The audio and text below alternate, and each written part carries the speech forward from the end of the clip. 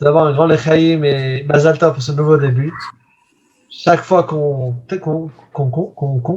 termine et qu'on commence une nouvelle halakha, c'est vraiment une raison de se réjouir.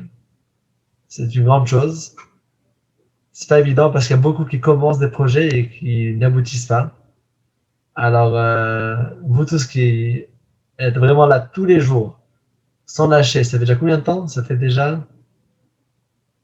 depuis 166 cours. 166. 4 mois, 4 mois. Alors, vraiment, bravo. Abraham, c'est un soldat, il fait comme ça. Mais on est des soldats dans l'armée de Hachem. Ça fait 5 mois et demi. Razak pour ce projet. Razak. Et Razak à Baruch. Baruch, tous les jours, il est là, il travaille derrière les coulisses beaucoup plus que ce que les participants du show se rendent compte. Amen. C'est grâce à lui qu'on a tout en ordre. Mais par rapport au shiur chapitre du jour, le meilleur chauffard, c'est une corne de bélier. C'est ce qu'on a aujourd'hui normalement dans le commerce. C'est ce qu'ils vendent le plus. Tout ce qu'on vend aujourd'hui, c'est des cornes de bélier. Et ça que tu vois des plus grands, des plus petits. Bon, il y a des fois des cornes qui poussent plus que les autres, mais parce qu'on a vu dans la halakha que ça ne change pas la taille. Tu peux la couper, tu peux même gratter et le faire plus fin. Ça ne change pas. Tant que tu as le chauffard qui est là, et que c'est un chauffard qui vient d'une source qui est pure, le chauffard, il est pur. Il est caché. Mais ça peut être de tout autre animal cachère, mais on préfère celui-là, parce que c'est la Kedat Yitzhak, c'est ça. C'est Zecher la Kedat Yitzhak. Ouais. Alors, l'histoire qui vient avec cela, c'est. On profite de la question de Baruch pour raconter quel est le sens du chauffard. Là, on a vu un peu plus quel était le côté technique, parce que c'est de halakha du Ramban, mais quel est le sens vraiment du chauffard? Alors, il y a plusieurs exemples, mais un des exemples et une des illustrations, un des Meshalim qu'on raconte dessus, c'était qu'il y avait un roi qui était parti pour se promener et il voulait voir en première personne, il voulait voir comment se passent les choses dans son pays. Alors il voyage, il arrive, et bien sûr il s'est habillé en civil, sans ses gardes du corps et sans qu'on puisse remarquer qu'il n'est pas un homme ordinaire. Et finalement, bien sûr, il n'avait jamais l'habitude de se promener tout seul, il s'est perdu. Et il s'est perdu, il est arrivé dans une forêt, il ne connaissait pas la route pour sortir, et il n'avait pas du tout l'habitude pour aller faire des pique-niques et des randonnées dans la forêt. Très rapidement, il n'avait plus de nourriture, et il commençait à se faire déchirer les vêtements, il s'attrapait par les ronces et et il a dû tomber par terre, il avait déjà l'air comme un clochard. Vraiment, il avait la même tête pire que les clochards, parce que les clochards, au moins, ils savent comment se débrouiller. Et le roi, il ne sait même pas se débrouiller. Donc, c'était le pire clochard du village. Et finalement, au bout de quelques jours, il arrive à ressortir de la forêt, il arrive comme ça dans un petit village. À dire, monsieur, mesdames, écoutez, je suis le roi, je suis votre roi, s'il vous plaît, aidez-moi à retourner à mon palais. Et tout le monde se moque de lui. Quoi? Lui, le roi, c'est encore un fou. Et les enfants commencent à jeter des pierres et les gens ils se moquent de lui et vraiment il ne sait pas quoi faire. Et il y a une personne qui passe et qui regarde et qui entend comment il crie non mais c'est moi le roi. Il le regarde et dit oui. Je reconnais, je vois que la façon comment il s'exprime, ça doit être lui. Ça doit être ça. Alors il l'a ramené chez lui, il l'a nourri, il a donné un bon lit pour dormir la nuit pour avoir la force, il s'est douché, il s'est baigné, et le lendemain, il a donné de nouveaux vêtements, il a donné à manger, et ils sont partis, il l'a ramené ensemble avec sa carrosse vers le palais du roi. Maintenant, en même temps, on comprend bien que dans le palais du roi, il y avait une inquiétude énorme. Où se trouve le roi? Il a disparu, et tout ça, tout le monde le cherchait. Et tout à coup, lorsqu'il dit, ah, ce monsieur a quand même le roi, alors c'était une grande joie, il était accueilli, et le roi, pour le récompenser, le roi, il a nommé ministre des Finances. Et il avait ouvert toutes les portes Ce monsieur, c'était un simple villageois, mais il avait un bon cœur, il était intelligent et il a beaucoup réussi. Mais finalement, au bout de quelques années, il est devenu un peu trop à l'aise dans son poste et il a commencé à faire des choses qui n'étaient pas très cachères. Et c'était des choses qui n'étaient pas très cachères et qui touchaient au kavod du roi, ça touchait le respect du roi. Et à l'époque, on ne jouait pas avec ça. C'était l'appel capital. Et bon, le roi il appelle et tout ça, mais et le roi le dit, écoute, bon, finalement, je sais que je t'aime et tout ça beaucoup, mais là t'exagères. Bon, dernière chance. Bon, le roi avec lui, il a donné une dernière chance. Mais après, il sait très bien que le roi, il le doit tout, ok, et continue. Et au bout de quelques fois, le roi, ça y est, maintenant le roi, il est furieux. Ah, ça y est, lui, il n'a pas de limite, il ne sait pas où s'arrêter, ça suffit. Et le roi, il le convoque, et le roi le juge. Il dit, t'as fait ce que tu as fait, c'est vraiment très grave, tu m'as trahi, là. Et donc, tu auras la peine capitale. Quelle est ta dernière demande? Alors là, le ministre des Finances, il dit, écoutez, monsieur le roi, votre Altesse, vous avez raison. Je vous ai manqué de respect, j'ai trahi votre confiance et je mérite le pire du pire. Mais ma dernière requête, elle est que juste avant que vous m'exécutez, alors j'ai gardé chez moi le sac avec les vêtements déchirés que vous avez portés le jour où je vous avais trouvé. Alors je vous demande que vous portez ces vêtements-là. Vous vous changez, vous enlevez les vêtements du roi, le vêtement royal, et vous portez ces vêtements déchirés, tout sales, pleins de boue. Après que vous faites ça, vous avez raison, vous pouvez m'exécuter. Bon, c'est la dernière demande. Alors le roi, il change ses vêtements, et dès qu'il met ces vêtements-là, il se rappelle, il ressent, et il a cette humiliation, comment tout le monde se moquait de lui et comment il pensait qu'il allait finir sa vie comme un clochard là-bas. Et lui, c'est le seul qui l'a sauvé. Je peux pas faire ça. Lui. Alors le roi, il a pardonné, surtout. Alors quelle est l'histoire? Hachem, il a créé ce monde. Mais ensuite, les gens ne respectaient plus Hachem de ce monde. Les gens faisaient ce qu'ils voulaient. Et lorsque Hachem est venu, avant le don de la Torah, il est passé de nation à nation pour dire « Je suis Hachem et je suis votre Dieu ». Et ils se moquaient tous, ils rigolaient. Alors qu'est-ce que tu veux? Tu veux qu'on ne vole pas? Qui tu es pour nous dire de ne pas voler? Après, j'ai une autre nation. Quoi, tu veux qu'on ne tue pas? Mais c'est comme ça que ça marche chez nous. Si une personne ne respecte pas, il faut le tuer. Et comme ça, j'ai passé de un à l'autre. Et les gens, ils se moquaient de Dieu. Ou bien les gens, ils prenaient Dieu à leur façon et pas Dieu dans l'absolu. Et les seuls qui ont accepté Dieu comme il est, d'accepter tous les mitzvot et tous les 113 mitzvot, c'est seulement le Ham Israël. Et c'est pour ça que chaque année, à Rosh Hashanah, c'est le jour du jugement, on sort le shofar. Parce que au moment de Matan Torah, on avait sonné avec le shofar qui était justement, comme on a dit, le shofar qui était là déjà depuis la Akedat Yitzhak. Ce shofar-là, c'est un rappel pour Hachem qu'à Matan Torah, au don de la Torah, on était les seuls qui ont accepté Hachem. Et lorsque le jour du jugement, on sonne avec ce shofar-là, on rappelle ce souvenir à Hachem et Hachem nous pardonne sur tous les avérotes. Oui, Rabbi, moi je vous ai posé une question par écrit. Il y a le son du chauffard, mais il y a aussi quel rapport il y a entre le son du chauffard et les lettres hébraïques. Est-ce que le fait d'entendre un son, ça suffit, ou est-ce qu'il faut que le son corresponde à quelque chose, à une lettre? Alors, c'est une très bonne question. Alors, il y a des lettres qui sont liées avec la prière qu'on récite avec le shofar. Quand on sonne le shofar, il y a aussi des prières, il y a des psukim, il y a certains shemot. Donc, il y a certaines lettres qui sont liées autour de la sonnerie du shofar. Mais la sonnerie du shofar elle-même, le Zohar, il l'appelle Kala Pnima. C'est une voix intérieure. C'est une voix qui n'est pas divisée par des lettres.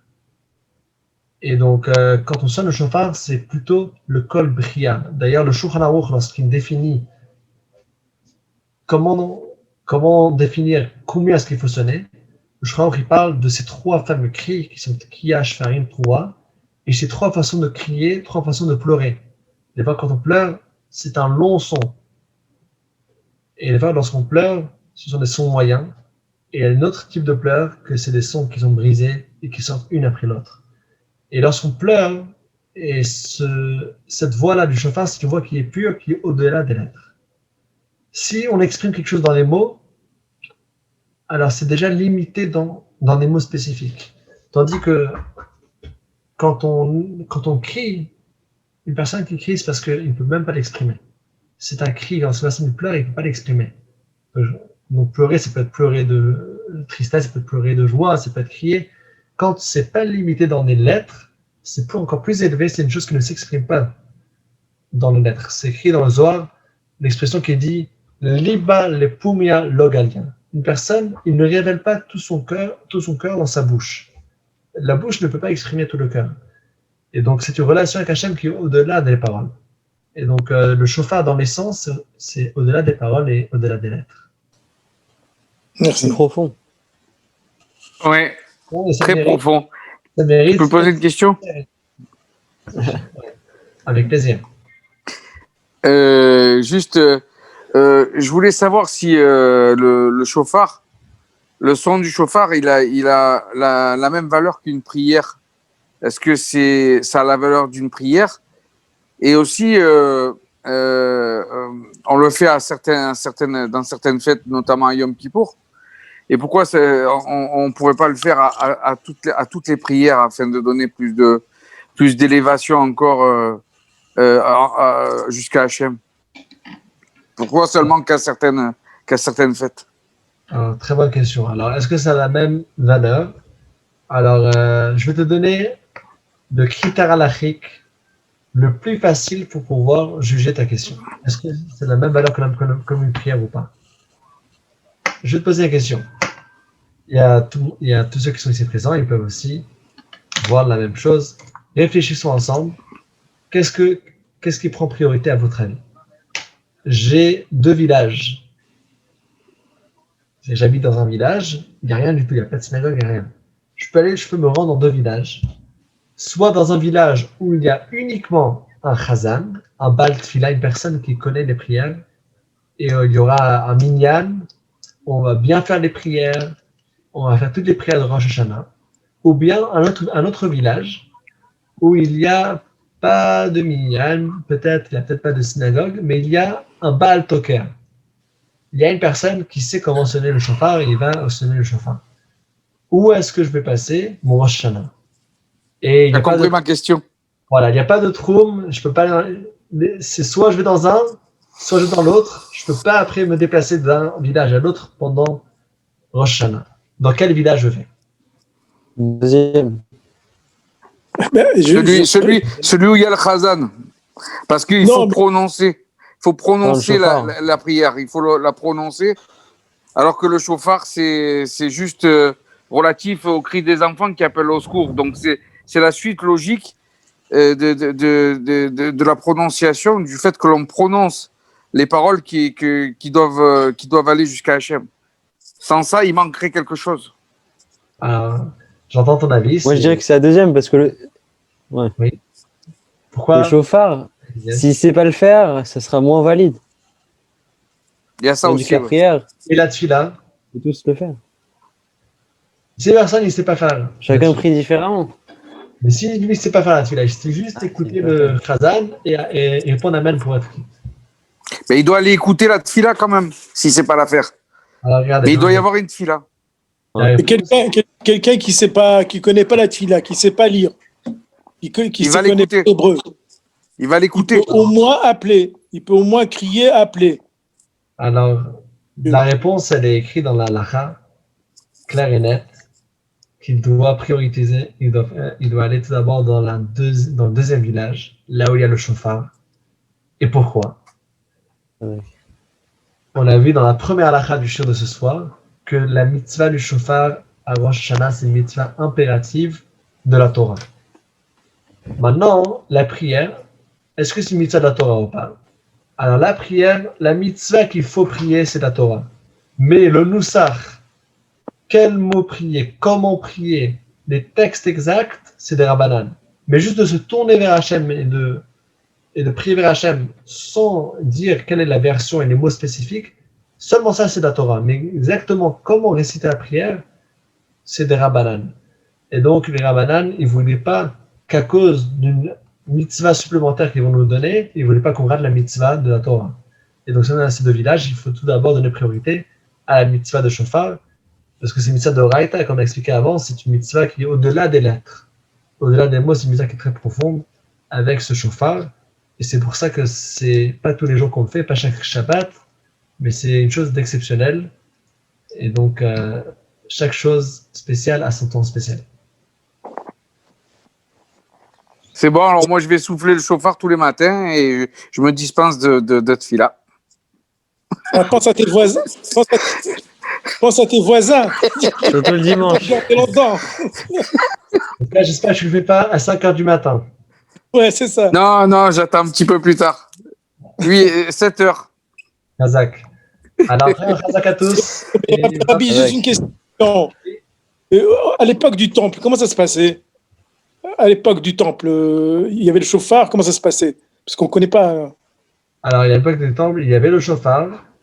Et on a vu dans la halakha numéro. Oui, il y avait les trompettes avec, il y avait les trompettes, mais c'était tous les jours que c'était les Kohanim ou les Lévi'im qui sonnaient? Alors non, ceux qui sonnaient, c'était des Lévi'im, mais les trompettes avec le shir shel yom, il y avait un chant qui était chanté tous les jours par les Lévi'im. Il y avait certains Lévi'im qui chantaient et d'autres qui les accompagnaient avec des instruments de musique. Ça, c'était tous les jours qu'il y avait des instruments de musique. Oui. Mais à Rosh Hashanah, à part cette musique, il sonnait le shofar. Et là, on dit qu'il y avait une chose un peu différente, c'est qu'il sonnait le shofar, mais il y avait également 2 chatzotzot, il y avait également 2 trompettes qui sonnaient d'une sonnerie plus courte, et après, le shofar, il allait plus long, parce que c'est écrit dans les Tehillim, Bachatzotzot, Vekol shofar, Ariou, Lifnei Hashem, que devant Hashem, dans le Beth Amikdash, il faut sonner avec les deux, avec le shofar et les deux. Donc, dans le Beth Amikdash, pour conclure, toute l'année, il y avait des chansons avec des instruments de musique, mais pas avec le shofar. Tandis que Rosh Hashanah, on sonnait le shofar avec un accompagnement de 2 instruments, de 2 trompettes. Non.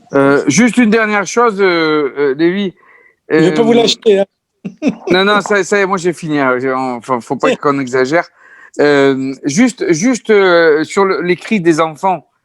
C'est bien réel cette histoire que ça relate le cri des enfants qui souffrent et que c'est une image pour appeler Hachem pour qu'il sauve le monde. C'est écrit ça dans la Torah ou c'est juste un dicton? Alors, c'est pas écrit dans le Chumash, c'est pas écrit dans les 5 livres. Alors, c'est une parabole qui était dite par les grands tzadikim. Donc, Rabbi Levi Yitzhak de Berditchov, il a expliqué qu'il y a cette parabole-là qui va nous aider à comprendre le sens profond du shofar. Ok. Donc, c'est écrit dans les 5 Sfarim, dans les livres, mais c'est pas écrit dans le Chumash. Mais il écrit quand même Veishma Adonai et Kolenu. C'est écrit, Hachem il écoute notre voix, mais exactement l'image avec l'enfant et tout ça. Oui, mais ça peut être l'idvo des doutes, c'est pas que le chauffard. Ouais. Entendre notre voix. C'est entendre notre voix à tous les moments, monsieur Waknin. À tous les moments. Là, on parle que du chauffard. Le chauffard, il nous aide à nous purifier pour que la voix elle soit vraiment pure. On a vu que le chauffard, ça doit être un chauffard qui est pur, qui n'est pas lié avec la Avodah Zara. Il faut avoir une voix pure pour se tourner vers Hachem. Chazak ou Baruch.